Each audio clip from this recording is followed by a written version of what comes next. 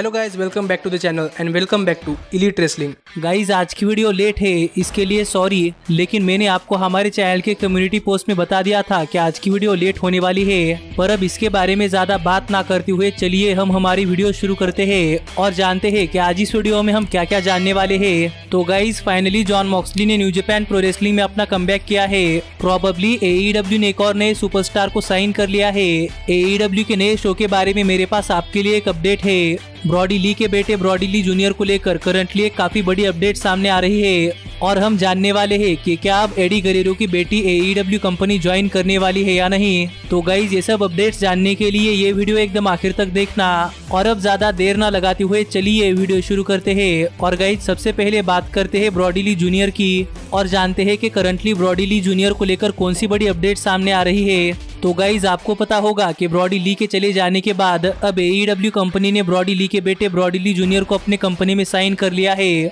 जिसके बाद हम कह सकते हैं कि ब्रॉडी ली जूनियर अच्छे खासे पॉपुलर हो चुके हैं। पर यही ब्रॉडी ली जूनियर के पॉपुलर होने के बाद करंटली सभी सोशल मीडिया पर ब्रॉडी ली जूनियर के कई सारे फेक अकाउंट्स बन रहे हैं और इसको लेकर करंटली ब्रॉडी ली के वाइफ ने भी बात की है। और गाइज यहाँ पर ब्रॉडी ली के वाइफ ने कहा कि हाल फिलहाल में कई सारे सोशल मीडिया पर ब्रॉडी ली जूनियर नाम के कई सारे फेक अकाउंट्स बन रहे हैं और कई सारे फैंस ब्रॉडी ली जूनियर की उन फेक अकाउंट्स को रियल ब्रॉडी ली जूनियर का अकाउंट मानकर फॉलो कर रहे हैं, जिसको लेकर सभी फैंस को सावधान रहना चाहिए। जो बात ब्रॉडी ली के वाइफ ने सभी फैंस को कही है। और यहीं पर ब्रॉडी ली के वाइफ ने यह भी कहा कि ब्रॉडी ली जूनियर का फिलहाल में कोई भी सोशल मीडिया अकाउंट नहीं है, लेकिन जब कभी ब्रॉडी ली जूनियर का सोशल मीडिया अकाउंट होगा तब ब्रॉडी ली की वाइफ खुद सभी फैंस को बताएंगी कि ये ब्रॉडी ली जूनियर का ऑफिशियल अकाउंट है। और इसी के ऊपर बात करते हुए एईडब्ल्यू कंपनी ने भी एक स्टेटमेंट जारी किया है और यहाँ पर एईडब्ल्यू कंपनी ने कहा कि एईडब्ल्यू कंपनी में काम करने वाले हर एक रेसलर को एईडब्ल्यू का official social media handle follow करता है, जिससे कि फैंस को पता चल जाएगा कि कौन सा अकाउंट एईडब्ल्यू के ऑफिशियल रेसलर का है और कौन सा अकाउंट फेक है। और यहाँ पर एईडब्ल्यू ने यह भी कहा कि फैंस को ऐसे सभी फेक अकाउंट्स को रिपोर्ट कर डिलीट करवा देना चाहिए।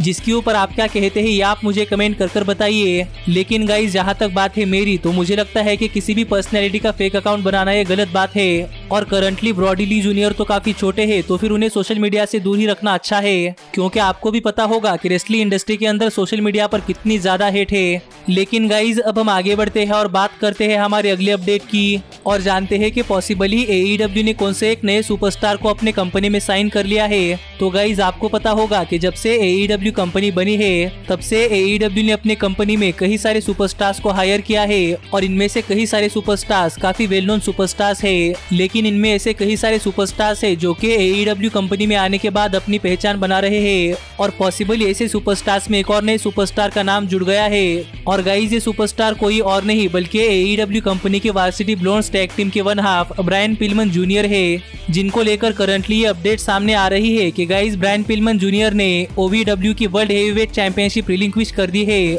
और यहाँ पर ब्रायन पिलमन जूनियर के ओवीडब्ल्यू वर्ल्ड हेवीवेट चैंपियनशिप रिलिंक्विश करने के पीछे की वजह बताई जा रही है कि गाइज पॉसिबली ब्रायन पिलमन जूनियर ने एईडब्ल्यू कंपनी के साथ एक कॉन्ट्रैक्ट साइन कर लिया है, जिस वजह से ब्रायन पिलमन जूनियर को ओवीडब्ल्यू वर्ल्ड हेवीवेट चैंपियनशिप ड्रॉप करनी पड़ चुकी है, जो कि देखा जाए तो अब तक के लिए प्योर स्पेकुलेशन है और अब तक ये बात ऑफिशियल नहीं है कि ब्रायन पिलमन जूनियर ने एईडब्ल्यू कंपनी के साथ कोई कॉन्ट्रैक्ट साइन किया है या नहीं। लेकिन गाइज मुझे लगता है कि ब्रायन पिलमन जूनियर काफी बढ़िया रेसलर है और एईडब्ल्यू को ब्रायन पिलमन जूनियर को अपने कंपनी में साइन करना चाहिए। पर आप मुझे कमेंट कर बताइए कि आपको क्या लगता है कि क्या एईडब्ल्यू ने ब्रायन पिलमन जूनियर को अपने कंपनी में साइन कर लिया है या नहीं, या फिर एईडब्ल्यू कंपनी को ब्रायन पिलमन जूनियर को अपने कंपनी में साइन करना चाहिए था या नहीं। पर हाल फिलहाल में ऐसे बहुत सारे रूमर्स आ रहे हैं कि ब्रायन पिलमन जूनियर ने एईडब्ल्यू कंपनी ज्वाइन कर ली है। लेकिन गाइज अब हम आगे बढ़ते हैं और बात करते हैं हमारे अगले अपडेट की। तो गाइज ये एक एक्स्ट्रा अपडेट है जो कि मुझे लगा आपके साथ शेयर कर देनी चाहिए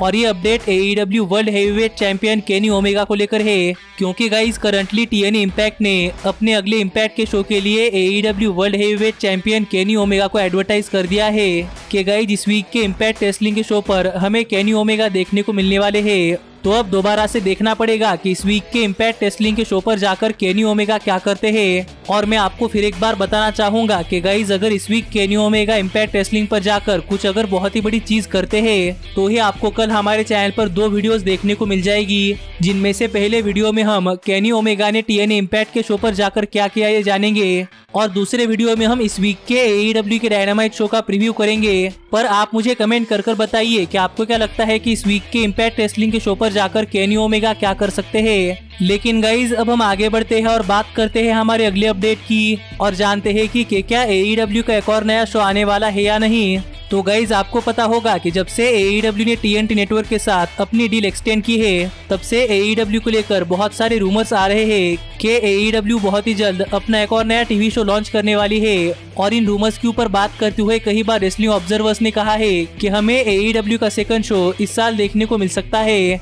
पर गाइज करंटली AEW के बैकस्टेज से AEW के सेकंड शो को लेकर एक और अपडेट आई है और यहाँ पर ये अपडेट AEW के ऑफिशियल टीवी शो को लेकर नहीं बल्कि AEW के एक यूट्यूब शो को लेकर है, जो शो कोई और शो नहीं बल्कि AEW का डार्क शो है। और आपको पता होगा कि गाइज YouTube पर AEW का एक ऑफिशियल शो AEW डार्क हर मंडे को आता है, जिस शो पर हमें बहुत सारे इंडिपेंडेंट रेसलर्स AEW रेसलर्स के साथ कम्पीट करते हुए दिखाई देते हैं। पर करंटली AEW के बैकस्टेज से AEW के डार्क शो को लेकर ये रिपोर्ट सामने आ रही है कि गाइज टोनी खान AEW के डार्क शोज को 2 पार्ट्स में डिवाइड करने का सोच रहे हैं। और इसका रीजन भी सामने आ चुका है क्योंकि गाइज आपको पता होगा कि करंटली AEW के डार्क शो पर 1 घंटे में करीब 14 या फिर 15 मैचेस होते हैं, जो मैचेस देखे जाए तो काफी शॉर्ट टाइम के होते हैं और इस कम टाइम में काफी सारे रेसलर्स को अपने आप को शोकेस करने का भी मौका नहीं मिलता। इसीलिए गाइस करंटली टोनी खान सोच रहे हैं कि AEW का डार्क शो 2 पार्ट्स में डिवाइड कर दिया जाए, जिससे कि AEW के हर एक सेपरेट डार्क शो को 1-1 घंटे का टाइम मिले।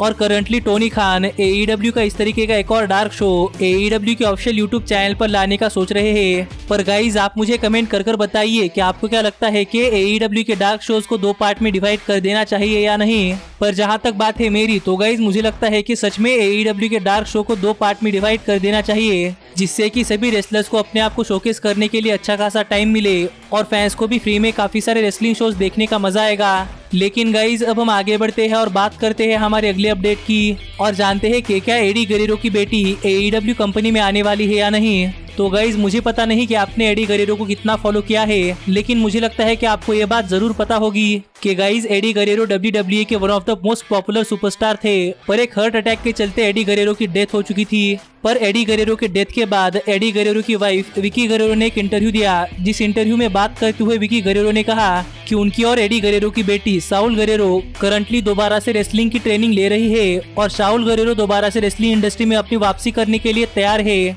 और अगर आपको नहीं पता तो गाइज मैं आपको बता दूं कि साउल गरेरो एडी गरेरो की सबसे बड़ी बेटी है, जिन्होंने अपने रेसलिंग करियर की शुरुआत एक प्रोफेशनल रेसलर के तौर पर की थी, लेकिन उन्हें लगा कि वो रेसलिंग इंडस्ट्री में कुछ नहीं कर पाएंगी। इसीलिए साउल गरेरो ने रेसलिंग इंडस्ट्री में से रिटायरमेंट ले ली और वो अपने अदर ड्रीम परस्यू करने के लिए निकल पड़ी। लेकिन हाल ही में विकी गरेरो ने बताया है कि उनकी और एडी गरेरो की बेटी साउल गरेरो करंटली रेसलिंग इंडस्ट्री में अपना कमबैक करने के लिए ट्रेनिंग कर रही है। और आगे विकी गरेरो ने कहा कि विकी गरेरो को लगता है कि प्रोबेबली अब साउल गरेरो आगे चलकर AEW कंपनी ज्वाइन कर सकती है, क्योंकि गाइज साउल गरेरो पहले भी रेसलिंग इंडस्ट्री का पार्ट रह चुकी है और उन्होंने WWE NXT में भी काम किया है, लेकिन उन्हें WWE NXT का एनवायरनमेंट पसंद नहीं आया। इसीलिए साउल गरेरो ने WWE NXT छोड़ दी, जिसके बाद साउल गरेरो इम्पैक्ट रेसलिंग पर भी गई, लेकिन वहाँ पर भी उनका करियर कुछ खास अच्छा नहीं चला। पर करंटली साउल गरेरो रेसलिंग इंडस्ट्री में अपना कमबैक करने की कोशिश कर रही है और साउल की मदर विकी गरेरो AEW कंपनी के लिए काम कर रही है। तो गाइज विकी गरेरो का कहना है कि पॉसिबली आगे चलकर साउल गरेरो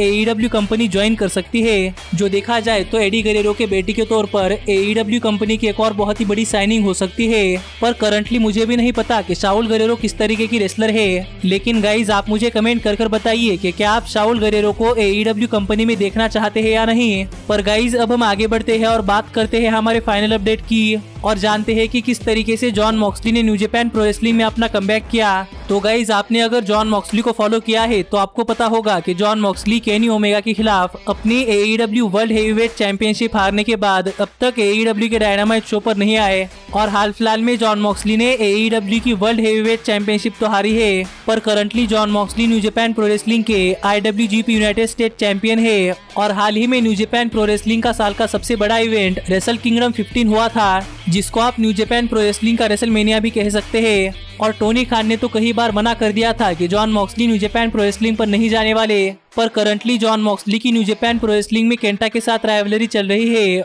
और रेसल किंगडम 15 में केंटा के मैच के पहले John Moxley new Japan pro wrestling में अपीयर हुए थे, जो कि देखा जाए तो out of nowhere John Moxley का न्यू जापान प्रो रेसलिंग में काफी बढ़िया कमबैक था। पर गाइज यहाँ पर जॉन मॉक्सली एक्चुअल में मौजूद नहीं थे, बल्कि यहाँ पर जॉन मॉक्सली का एक प्रोमो पैकेज वीडियो हमें न्यू जापान प्रो रेसलिंग में देखने को मिला है। और यहाँ पर बात करते हुए जॉन मॉक्सली ने कहा कि John Moxley new Japan pro wrestling के बुगीमैन है, जो जब चाहे तब न्यू जापान प्रो रेसलिंग में आ जा सकते हैं। और आज के केंटा के IWGP यूनाइटेड स्टेट चैंपियनशिप के लिए नंबर 1 कंटेंडर मैच के बाद जो कोई superstar IWGP United state championship के लिए नंबर 1 कंटेंडर रहेगा, उसे आगे जॉन मॉक्सली नहीं छोड़ने वाले। जो प्रोमो जॉन मॉक्सली ने रेसल किंगडम 15 पर कट किया, और कहने को तो John Moxley new Japan pro wrestling में गए थे, लेकिन गाइज हम इसे जॉन मॉक्सली की न्यू जापान प्रो रेसलिंग में एक अपीयरेंस नहीं कह सकते, क्योंकि जॉन मॉक्सली ने प्रोमो पैकेज वीडियो USA में ही शूट कर न्यू जापान प्रो रेसलिंग में भेजा था। पर गाइज आप मुझे कमेंट कर बताइए कि क्या आप जॉन मॉक्सली को न्यू जापान प्रो रेसलिंग में देखना चाहते हैं या नहीं। पर अब मिलता हूँ आपसे अगली वीडियो में, लेकिन तब तक stay healthy, stay happy and keep watching elite wrestling. Hey, did you like that video? Click the screen for more. And where do you think you're going? Check out our official merchandise page and to support the entire cast. And thanks so much for being the elite. The elite, the elite. What, Nick, you're not going to sing it all with me this time?